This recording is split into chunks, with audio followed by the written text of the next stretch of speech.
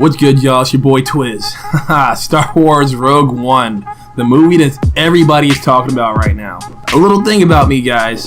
I am not a Star Wars fan. In fact, I would actually say I hate Star Wars. I hate sci-fi. Those type of movies do not appeal to me. I consider the previous Star Wars movies watchable at best, and especially the original.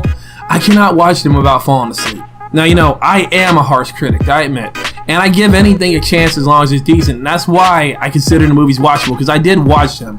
But they seem to be movies that were mostly fan service. I mean, they were mediocre movies. If you didn't like Star Wars, I don't see how you can walk out of there thinking the movies were all that good. I'm talking about the older Star Wars movies, the other ones. I'm not talking about Rogue One. And there's a reason why I'm giving you guys a little bit of background story on how I feel and everything else.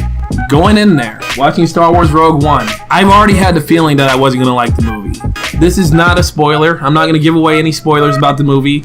I might say a couple things that aren't in the trailers, but I'm not going to ruin the main plot. I'm not going to take away the surprise, the suspense of watching the movie, right? But we all know the movie is not about the Jedi. And I always thought if Star Wars didn't have Jedi, the movie would bomb. That's all it is. Without Jedi, Star Wars is just another basic sci-fi flick. So Rogue One is not about the Jedi. The Jedi are not the star of the show. So I was already going in there thinking I wasn't gonna like this movie. I was ready to go ahead and take a nap, to be honest. Boy, was I wrong. Star Wars Rogue One, I consider to be a fucking masterpiece, man. It is probably one of the best movies I've ever seen.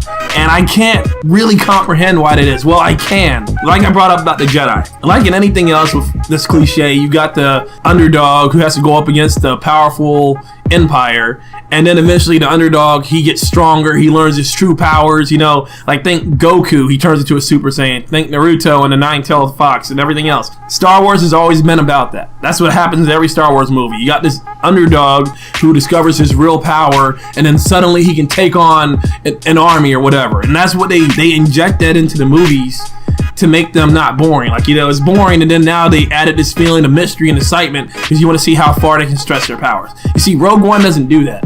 Rogue One didn't have the option to do that. Rogue One had to survive on just being a good story. Because they didn't have the Jedi to lean on whenever it got boring, they just had to make a good movie, and that's what they did. I'm really surprised at how much I like it. I'm almost embarrassed to say that I like a Star Wars movie, because to be completely honest, just the idea of liking Star Wars, not that I'm hating on anybody who does, I just don't like being part of the bandwagon, and I feel a lot of people are. They like Star Wars just because everybody else likes Star Wars. That's why I don't want to like Star Wars.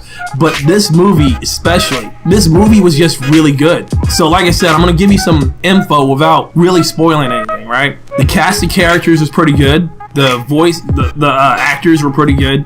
The droid that they had in the movie, he was like the best of 3CPO and R2-D2 combined together. His lines were perfect. He was that right balance of comedy and relief, and, you know, just the right amount of filler at the right time. They had characters in there where you didn't know, were they Force users? Were they not Force users? It had enough to keep your brain going, keep you on the edge of your seat.